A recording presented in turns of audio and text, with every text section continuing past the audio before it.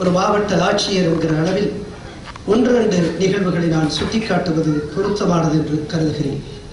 நான் நாமக்கல் மாவட்ட ஆட்சியராக பணியாற்றிய காலத்தில் 2010 ஆண்டு செப்டம்பர் 5 அங்கே ராசிபுரத்திற்கு அருகே இருக்கக்கூடிய ஒரு கல்வியியல் கல்லூரியில் என்னை பேச அழைக்கிறார்கள். செப்டம்பர் 5 ஒரு நாள் ஞாயிற்றுக்கிழமை.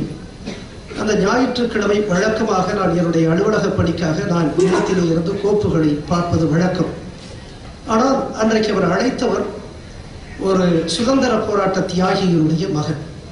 இந்திய தேசிய ராணுவம், வங்கத்தினுடைய சிங்கம் என்ற வரலாற்றால் வரையப்படுகின்ற நேதாஜியினுடைய இந்திய தேசிய ராணுவத்தில் பணியாற்றியவருடைய மகன் என்கின்ற காரணத்தினால் ஒரு சுதந்திர போராட்ட வீரரை கௌரவிக்க வேண்டும் என்கிற அளவில் நான் ஞாயிற்றுக்கிழமை அவருடைய கல்வியியல் கல்லூரிக்கு பேச செல்கிறேன். நாமக்கல்லில் இருந்து ராசிபுரம் நோக்கி என்னுடைய வாகனத்திலே செல்லுகிறேன். வாகனத்திலே செல்லுகிற பொழுது அந்த தேசிய நெடுஞ்சாலையில் நான் சென்று கொண்டிருக்கின்ற பொழுது எனக்கு முன்பாக 2 இளைஞர்கள் இருசக்கர வாகனத்தில் அந்த நெடுஞ்சாலையிலே பயணிக்கிறார்கள்.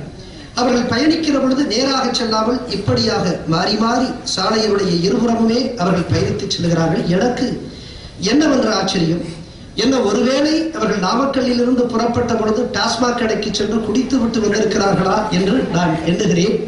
உடனடியாக என்னுடைய ஓட்டுநருக்கு உத்தரவிடுகிறேன், இந்த வாகனத்தை முன்பாக சென்று வேகமாக சென்று நிறுத்துங்கள் என்று சொல்கிறேன். வாகனம், இருசக்கர வாகனம் நிறுத்தப்பட்டது. நிறுத்தப்பட்டு இவர்கள் மது அருந்துவிட்டு ஓட்டுகிறார்களா, உரிமம் பெற்றிருக்கிறார்களா என்று சோதிக்க சொன்னேன்.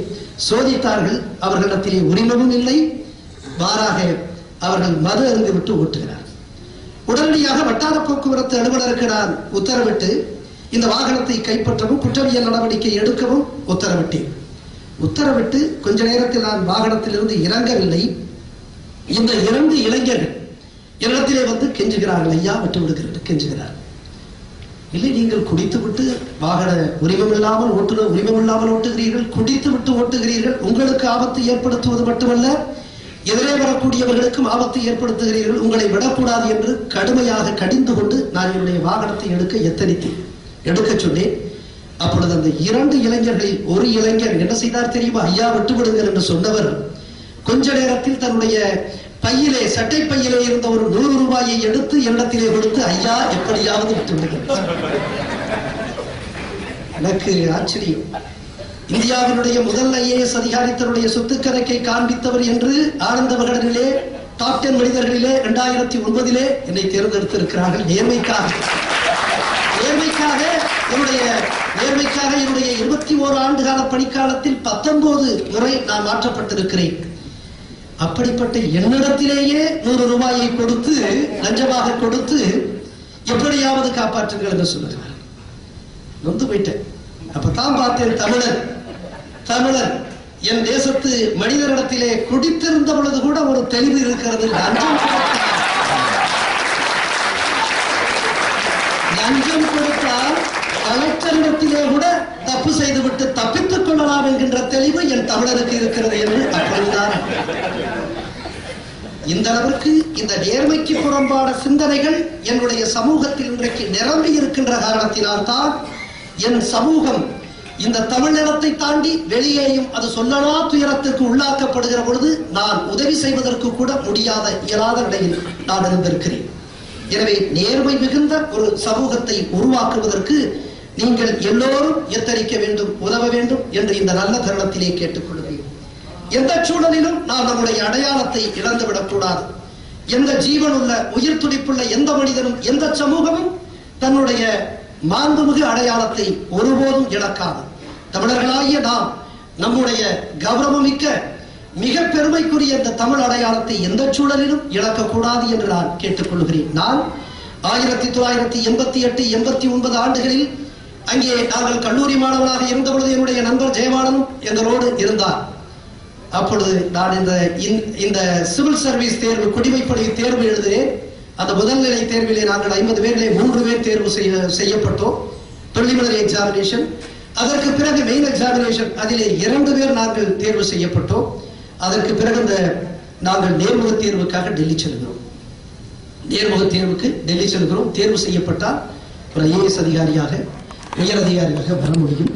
நேர்முகத் தேர்வுக்கு செல்லுகிற பொழுது UPSC வளாகத்திற்கு செல்லுகிறோம். அங்கே நேர்முகத் தேர்வு நடக்கிறது. அந்த நேர்முகத் தேர்வில் என்னை பார்த்து கேட்கிறார்கள், நீ சென்னை சட்டக்கல்லூரி மாணவன், லயோலா கல்லூரியில் நான் என்னுடைய முதுகலை படித்ததற்கு பிறகு சட்டக்கல்லூரியில் படித்துக் கொண்டிருந்த காலம், இப்படி சட்டக்கல்லூரி மாணவர்களாகிய நீங்கள், அங்கே மாணவர்களாகிய நீங்கள் தமிழகத்திலே இந்திக்கு எதிராக போராடி கொண்டிருக்கிறீர்களே, இது தேவையா என்று கேட்கிறார். நான் போனது 88, 89 காலகட்டம். ஆனால் 1960களினுடைய மத்தியிலே இந்தி திணிப்புக்கு எதிராக கொதித்திருந்த இளைஞர்களுடைய வரலாற்றை அறிந்திருந்த அவர்கள் என்னிடத்திலே கேட்கிறார்கள். நான் சொல்லுகிறேன், தமிழர்கள் இந்திக்கு எதிரானவர்கள் அல்ல, இந்தி திணிப்புக்குத்தான் எதிரானவர்கள் என்று நான் விளக்குகிறேன். அப்பொழுது விளக்குகிற பொழுது அவர் சொல்லுகிறார், இப்படியெல்லாம் சொல்லுகிறீர்களே, can you tell me which language can be made as the official language of government of India which is applicable to the whole country என்று கேட்கிறேன். சொல், எந்த மொழியை இந்த தேசத்தினுடைய இந்திய அரசினுடைய ஆட்சி மொழியாக வைக்கலாம் என்று அவர் கேள்வி கேட்கிறார். அந்த நேர்முகத் தேர்வு. நான் ஒரு 25 வயது இளைஞர், ஒரு சாதாரண குக்கிராமத்திலிருந்து நான் சென்றிருக்கிறேன். டெல்லி பட்டணத்தில் முதன்முறையாக சென்று நான் ஒருவேளை இந்த நேர்முகத் தேர்விலே தேர்ச்சி பெற்றுவிட்டால் நான் ஒரு IAS அதிகாரி. நான் ஒரு சாதாரண எளிய விவசாயியுடைய மகன், முதன்முறையாக தேர்வு எழுதி நான் தேர்வுக்கான அனைத்து வாய்ப்புகளும் இருக்கிறது. அப்படிப்பட்ட சூழலில் இனி இந்த இந்திய நாட்டினுடைய அரசினுடைய ஆட்சி மொழியாக எதை வைக்கலாம் என்று சொன்ன பொழுது கொஞ்சம் கூட தயக்கம் இல்லாமல் உலகத்தினுடைய ஒப்பியல்பற்ற மொழியான என்னுடைய தாய்மொழியான தமிழை இந்தியாவுடைய ஆட்சி மொழியாக வெளியில வந்து என்னுடைய நண்பர் ராஜாமணி என்பவர் அவரிடத்திலே சொன்னேன், நான் இப்படி சொல்லிட்டேன்னு சொல்லி அவர் சொன்னார், ஏப்பா IAS வாங்குற காலத்துல இந்த உணர்ச்சிக்கெல்லாம் தேவையா, இதெல்லாம் தேவையா? இப்ப நான் சொன்னேன், if there is a choice between IAS and Tamil, I will prefer later Tamil என்று. IAS தமிழா என்று சொன்னால் என் மகத்தான அடையாளம், என்னுடைய பெருமை மிகுந்த அடையாளமான தமிழைத்தான் நான் குறிப்பிடுவேன் என்று சொன்னேன். நம்முடைய தமிழர்களுக்கெல்லாம் நான் சொல்லுவது ஏதோ ஒரு உணர்ச்சி மிகுந்த பற்று அல்ல, அறிவுபூர்வமான ஒரு நிலைப்பாடை நாம் எடுக்க வேண்டும். நம்முடைய அடையாளத்தில், பெருமை மிகுந்த இந்த அடையாளத்தில் நாம் கௌரவம் கொள்வோம். ஆனால் நாம் பார்க்கிற இடமெல்லாம் தமிழர்கள் சுயநலத்தாலும் தாழ்வு மனப்பான்மையாலும் நிறைந்திருக்கிறார்கள் என்பதற்காகத்தான் நான் உதாரணத்தை சொன்னேன். நான் மதுரை மாவட்ட ஆட்சியராக இருந்த பொழுது நான் அங்கே என்னிடத்திலே மிகச்சாதாரண விவசாயிகள்